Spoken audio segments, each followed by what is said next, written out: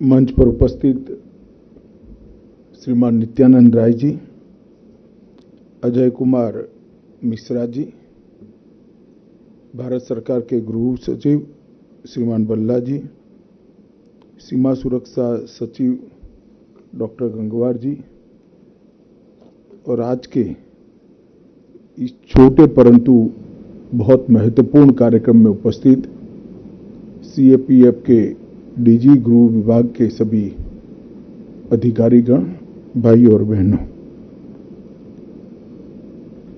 आज हमारे सीएपीएफ के सभी कर्मचारियों के लिए, जवानों के लिए एक बहुत महत्वपूर्ण और ऐतिहासिक दिन है। देश की आंतरिक सुरक्षा को मजबूत रखने के लिए, चाहे सीमाओं को अभेद रखना है, चाहे एयरपोर्ट और बंदरगाहों को सुरक्षित रखना है, चाहे दंगों के खिलाफ दंगाइयों को कठोर कार्यवाही से दंडित करना है, चाहे कश्मीर, नॉर्थ ईस्ट और वामपंथी उग्रवादी क्षेत्रों के अंदर अपनी चुस्त मुस्तैदी से, इनकी उपस्थिति से देश के कानून और व्यवस्था की परिस्थिति को मजबूत करना हो। सीएपीएफ के हमारे जवान हमेशा हमारी आंतरिक सुरक्षा का बहुत मजबूत और जरूरी पिल्लर रहे हैं और मैं निश्चित रूप से मानता हूं कि आज देश के अंदर विकास का नया एक युग जो शुरू हुआ है, भारत पूरी दुनिया में उत्पादन का केंद्र बनने जा रहा है।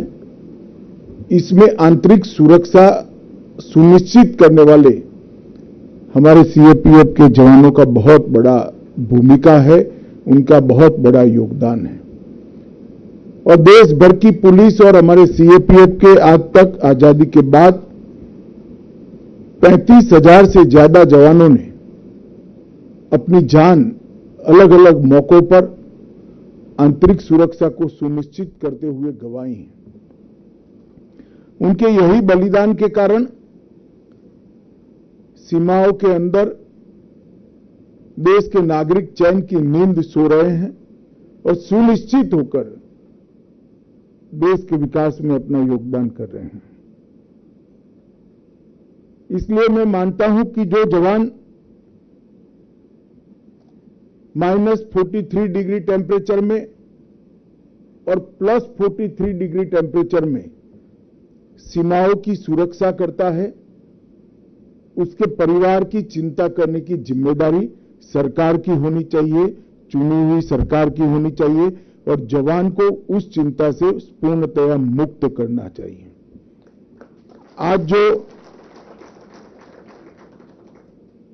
सीएपीएफ ई आवास वेब पोर्टल अभी शुरू किया गया है, वो उसी श्रृंखला की एक अगली कड़ी है। मित्रों,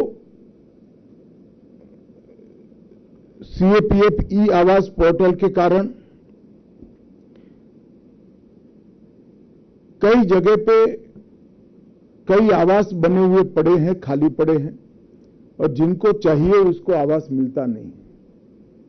दुर्भाग्य से हमारे सीएपीएफ में भी एक प्रकार की वर्ण व्यवस्था बन गई थी कि जो आवास जिसके लिए बने हैं वो ही वहां रहेंगे, मगर ये पूरी जाति व्यवस्था का आज सीएपीएफ ई आवास से आज से समापन हो जाएगा।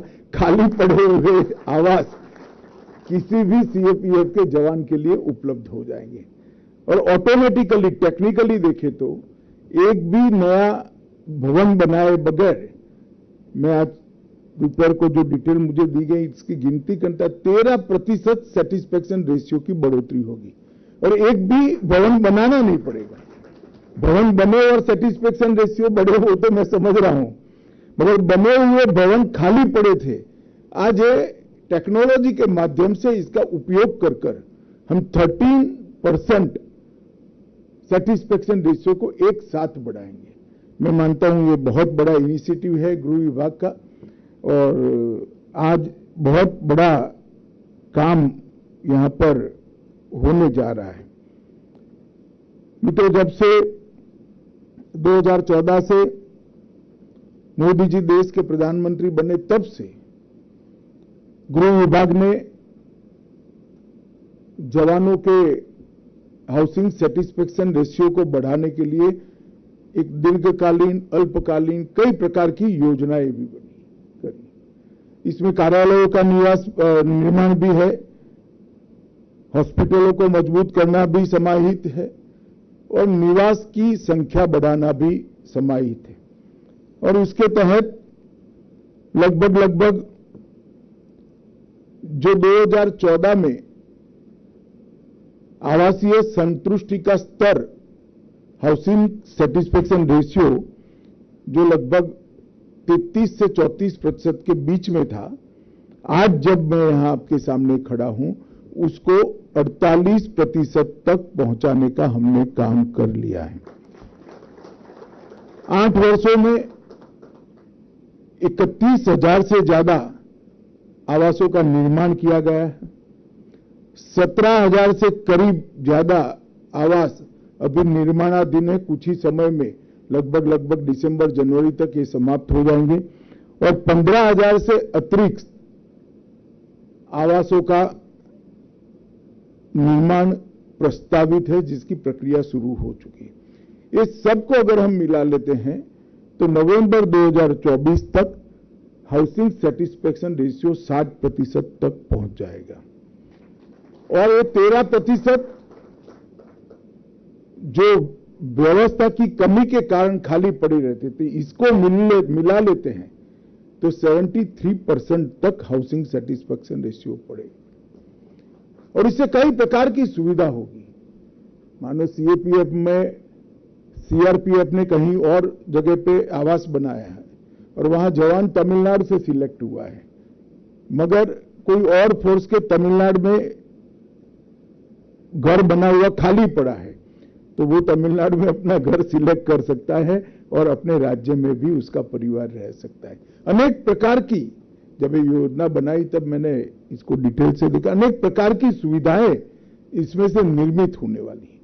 तो एक प्रकार से आवास संतुष्टि दर को बढ़ाने का जो हमारा लक्ष्य है, ये इसकी परिपूर्ति करने के लिए आज का एक छोटा सा कार्यक्रम बहुत महत्वपूर्ण कार्यक्रम है। 73% के करीब, 74% के करीब आवास का संतुष्टि दर बहुत संतुष्टि देने वाला लगता है। इसलिए मैं आज सबसे पहले तो सीएपीएफ के सभी जवानों को मन से बहुत बहुत शुभकामनाएं देता हूं कि आप इस पोर्टल का उपयोग करिए और अपने परिवार को सुरक्षित, स्वच्छ और सौंदर्ययुक्त आवास में ट्रांसफर कराने का काम करिए। अभी भी काफी आवास खाली पड़े हैं। मित्रों, जहां तक वेलफेयर का सवाल है, इस सरकार ने ढेर सारा काम किया है वेलफेयर के लिए। आयुष्मान सीएपीएफ, जिससे जवानों को एक लंबी प्रक्रिया से अपने और अपने परिवार के लिए आरोग्य के जब मसले खड़े होते थे तब उनके इलाज के लिए एक लंबी प्रक्रिया से पारित होना पड़ता था। इसमें थोड़े टीथिंग प्रॉब्लम जरूर आए हैं, मगर कल ही मेरी बात हुई है, सारे टीथिंग प्रॉब्लमों को पार कर अब ये बहुत सुचारू रूप से आगे बढ़ जाएगा, जिससे हर जवान को लगभग 10 लाख कर्मियों को 35 लाख से ज्यादा आयुष्मान कार्ड का वितरण हमने पूरा कर दिया है। अब तक 56,000 बिलों का भुगतान किया है और 31 करोड़ रुपए की राशि भी हमने हॉस्पिटलों को भुगतान कर दी है।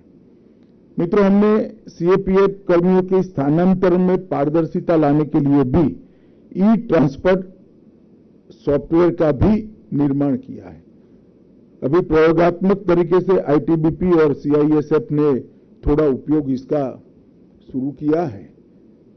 प्रैक्टिकल दिक्कतें क्या है, इसका अनुमान लगाकर, कयास लगाकर इसको हम आगे पर ले जाएंगे।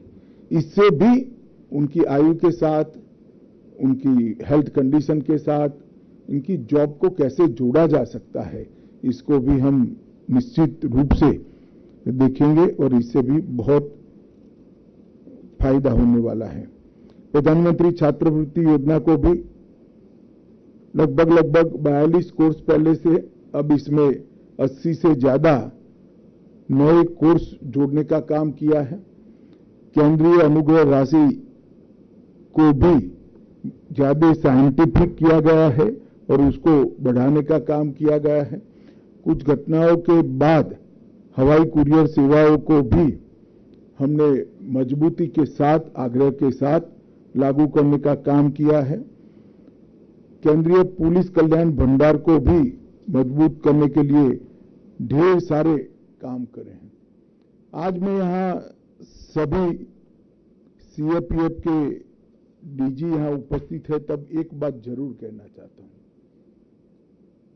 कि सरकार जवानों के कल्याण के लिए, जवानों के परिवार के वेलफेयर के लिए कोई भी सकारात्मक सुझाव है, इस पर विचार करने के लिए तैयार है।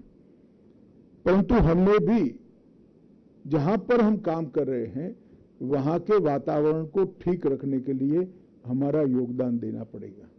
चाहे नए आवास बनते हो, चाहे नए कार्यालय बनते हो, या जहां पर हमारी स्थायी ड्यूटी है, जैसे सीमाएं हैं।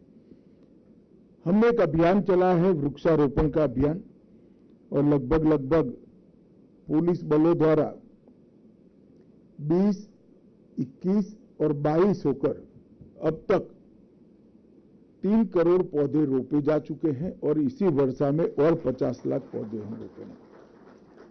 परंतु मेरा आप सभी से आग्रह है कि संस्थागत रूप से सर्कुलर का पालना करने के लिए पौधा रोपना और बड़े भाव से इसको मैंने लगाया है, मैं बड़ा करूंगा, ये जवान के मन में इस प्रकार की संवेदना खड़ी करना, ये दोनों में बड़ा अंतर है। मेरा आप सभी से आग्रह, जो सीनियर अफसर यहां पर बैठे हैं, कि जवानों के मन में संवेदना खड़ी करने की जिम्मेदारी अफसरों की है। डिसिप्लिन फोर्स है, एक सूचना आएगी, सब लोग लगा देंगे, यांत्रिक तरीके से वो बड़े भी होते जाएंगे।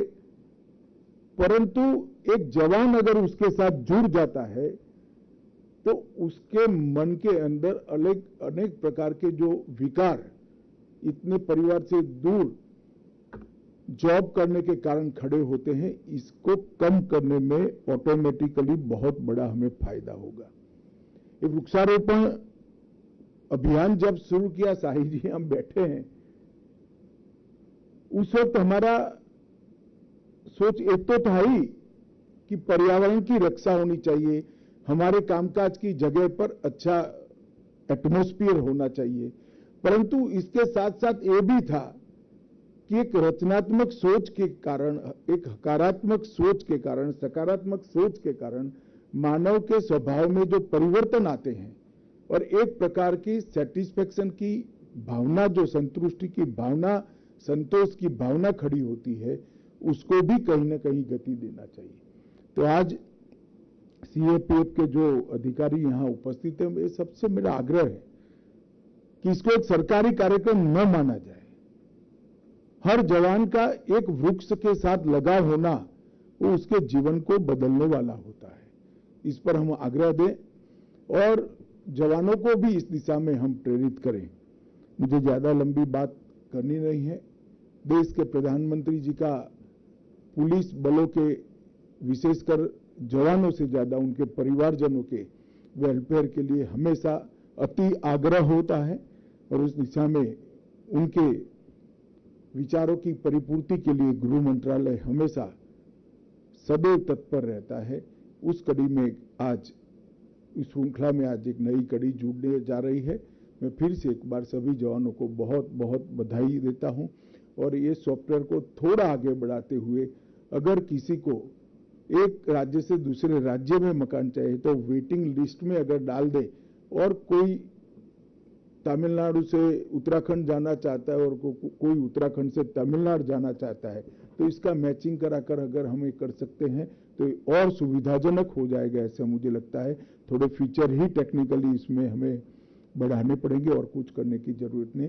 फिर से एक बार यहाँ बैठे हुए डीजीपी से लेकर सरहद पर खड़े हुए जवान तक सभी को बहुत बहुत शुभकामनाएं देकर मेरी बात को समाप्त करता हूं। वंदे मातरम।